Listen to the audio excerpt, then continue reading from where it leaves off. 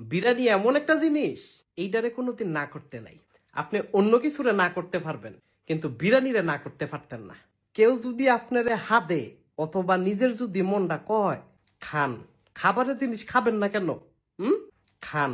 এক কবি বলছে বিরিয়ানি খাইলে কেউ দেউলিয়া হয় না, সেই কবিটা আমি। খাবারটা বড় কথা না, আবার খাবারটাই কিন্তু বড় কথা। ধরেন আপনি রাস্তা দিয়ে যাইতেছেন, পাশেই একটা বিরিয়ানির দোকান, আগে থামবেন, খান আর না খান দেখটার কাছে যাইবেন, এমন করে গ্যারান্ডা নিবেন। এটা ভালোবাসা। গোস্তর সাথে চাউলের যে একটা মিলন বন্ধন, এইটারে ফাঁকাইয়া আপনি যখন মুহে দিবেন, এরপরে যখন সম্বন করিবেন দত্র দ্বারা, আপনার জিব্বাও আপনার প্রশংসা করব। এত খুশি হইব, আপনার যে 32টা দত্র পাখির মতো ডানা বাইর করে লেব। খুবই রঙিন একটা মুহূর্ত। কলজাটা ঠান্ডা হয়ে যায়।